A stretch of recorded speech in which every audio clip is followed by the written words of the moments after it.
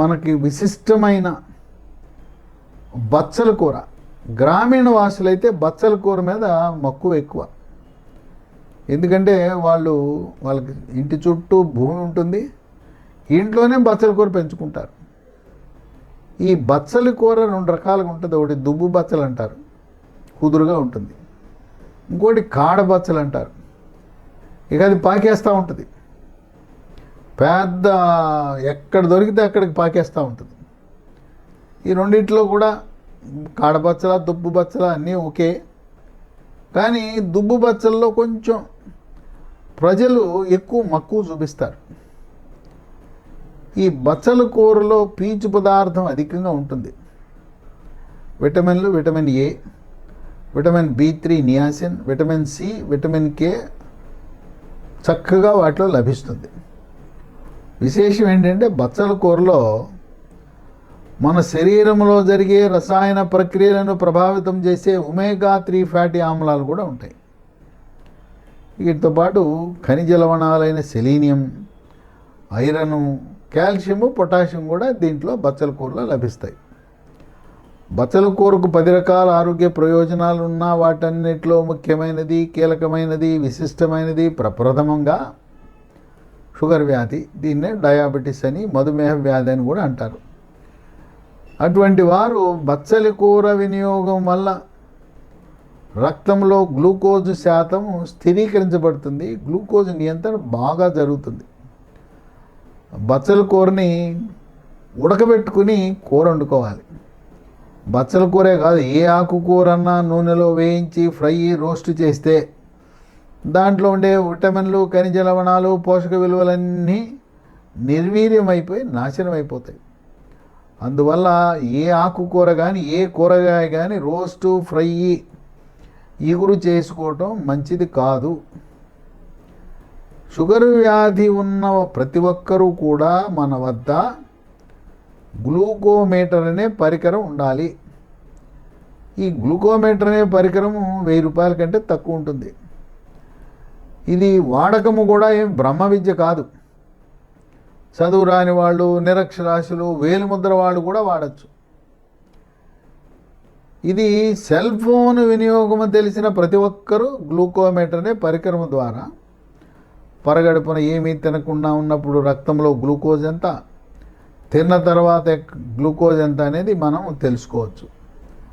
దాన్ని బట్టి మనం వాడే ట్యాబ్లెట్లు, ఇన్సులిన్ నియంత్రించుకోవచ్చు. అయితే ఇదే కాకుండా గత 3 నెలలుగా షుగర్ నియంత్రణ ఎలా ఉన్నది అని తెలుసుకునేందుకు ఒక పరీక్ష ఉంది. దాని పేరు HbA1c, గ్లైకేటెడ్ హీమోగ్లోబిన్ పరీక్ష అంటారు.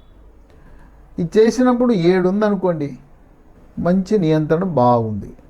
అదే 10, 11 ఉండే నియంత్రణ లేనట్టే. ఆహార నియమాలు పాటించని వారు, బరువు తగ్గని వారు, వ్యాయామం చేయని వారికి HbA1c 10, 11 ఉంటుంది.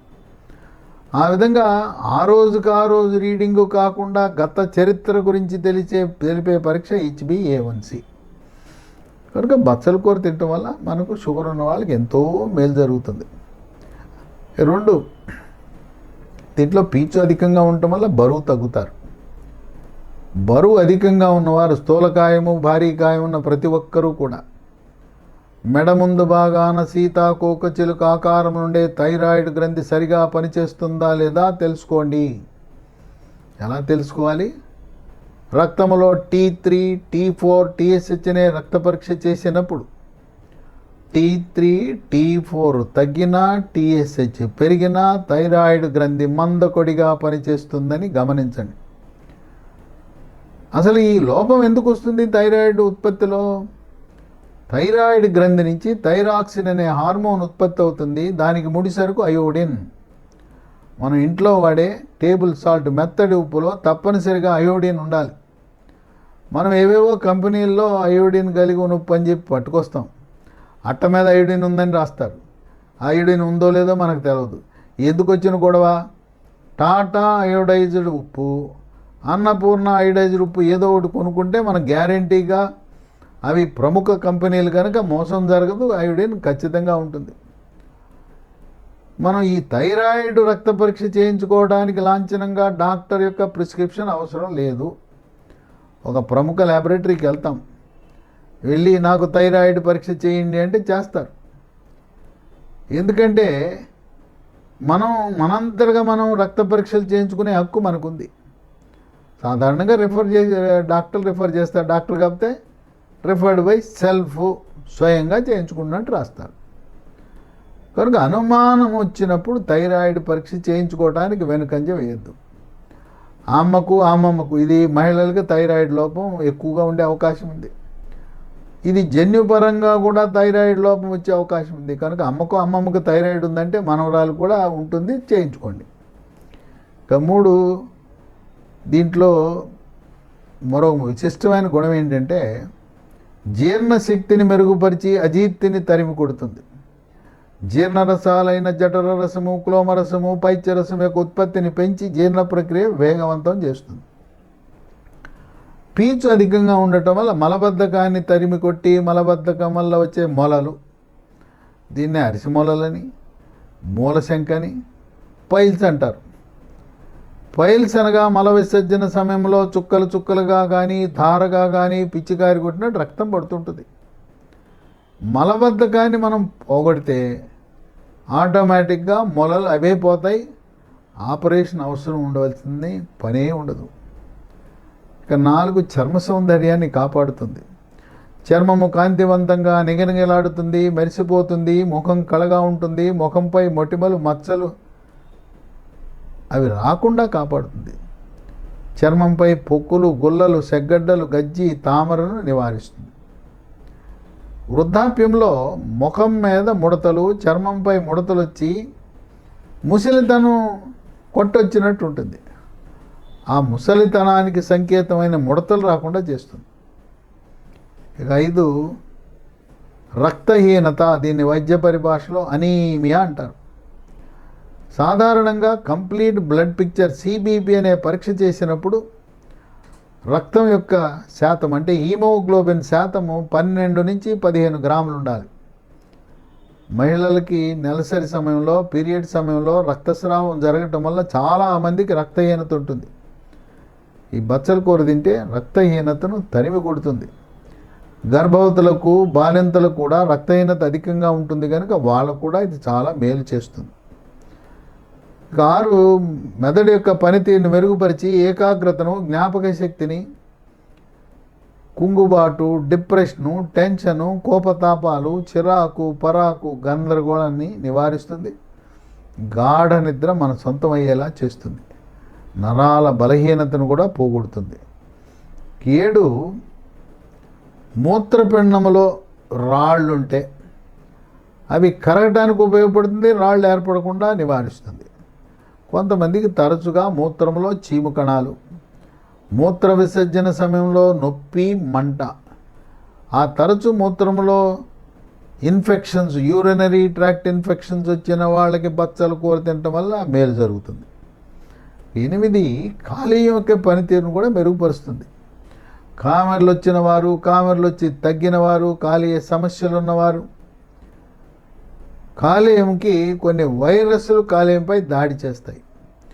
Hepatitis A, hepatitis B, hepatitis C, hepatitis E లాంటి వైరస్లు దాడి చేసినప్పుడు వాటి ప్రభావాన్ని నుంచి కాలేయాన్ని కాపాడటానికి బచ్చల కూర ఉపయోగపడుతుంది. 9, వృద్ధులకు ఎముకలు పెళుసుగా ఉంటాయి. ముఖ్యంగా తుంటి ఎముక చాలా పెళుసుగా ఉంటుంది. అందువల్ల దెబ్బ తగలకుండానే నడుస్తూ ఉండగా 60 ఏళ్ళు దాటిన వారికి తుంటి ఎముక ఇరిగిపోతుంది. తుంటి ఎముక ఇరిగిపోతే పెద్ద ఆపరేషన్ చేయాలి. వృద్ధులకు ఎముకలో calcium, phosphorus, vitamin D, magnesium లోపించటం వల్ల ఎముకలు పలచబడిపోయి ఆ బలహీనత వల్ల వాటంతరకు అవే ఇరిగిపోతాయి. బచ్చల కూర తింటే ఎముక దృఢత్వం పెరుగుతుంది. మోకాళ్ళ నొప్పులు, నడుము నొప్పి, మెడ నొప్పిని నివారిస్తుంది. కండరాల నొప్పులను కూడా పోయేలా చేస్తుంది. ఇక 10, రక్తంలో ఉండే చెడు కొలెస్ట్రాల్, దీన్నే బ్యాడ్ కొలెస్ట్రాల్ అని, ఎల్డిఎల్ కొలెస్ట్రాల్ అంటారు. దాన్ని సమర్థవంతంగా నియంత్రించడం ద్వారా హార్ట్ అటాక్, గుండెపోటు రాకుండా చేస్తుంది. కలియుగ మహిమ. చిన్న వయసులో, యుక్త వయసులోనూ, మధ్య వయసులోనూ హార్ట్ అటాక్లు వచ్చి మరణించడం అనేది చాలా ఘోరం. ఆటలు ఆడుకోవడానికి వెళ్ళి టెన్నిస్ కోర్టులో ఆడుతూ మరణం, షటిల్ ఆడుతూ ఉండగా మరణం, ఇంకా కొన్ని సందర్భాల్లో ఏదో పెళ్ళికి వెళ్ళినప్పుడు ఆ ఫంక్షన్లో మరణించడం, కనీసం హాస్పిటల్కి వెళ్ళే అవకాశం లేకుండా ఉన్న స్పాట్లో ఉన్న బలంగా మరణించడం అనేది ఇది కలియుగంలో మన ఆహారపు అలవాట్లు, మానసిక ఒత్తిడి ఇవన్నీ ప్రభావితం చేసి చిన్న వయసులోనే గుండెపోటు వస్తూ ఉంది. కోవిడ్ సెకండ్ వేవ్లో, రెండో వేవ్లో ఆక్సిజన్ శాతం పడిపోయి హాస్పిటల్లో చేరిన వారికి రక్తము చిక్కబడిపోయి గుండెపోటు వచ్చే అవకాశాలు అధికంగా ఉంటాయి. గుండెపోటును ముందుగానే పసిగట్టాలంటే మూడు పరీక్షలు ఉన్నాయి. మొదటిది ఈసీజీ, రెండవది గుండెకు స్కానింగ్ 2D ఎకో పరీక్ష, మూడవది TMT treadmill test. Treadmill test అంటే బెల్ట్ మీద నడిపిస్తారు, బెల్ట్ వేగం పెంచుతారు. ఈ 3 రకాల పరీక్షలు చేయటం ద్వారా తొలి దశలోనే ముందస్తుగానే హార్ట్ అటాక్ వస్తుందా లేదా అని పసిగట్టచ్చు. కొంతమందికి గుండెపోటు హార్ట్ అటాక్ వంశపారంపర్యంగా కూడా వచ్చే అవకాశం ఉంది. తాతకు, తండ్రికి, అమ్మకు, మేనత్త, మేనమామలకి గుండెపోటు వస్తే వంశపారంపర్యంగా కూడా గుండెపోటు వచ్చే అవకాశం ఉంటుంది. ఈ విధంగా బచ్చల కూర పెద్ద ఆసక్తి చూపించరు.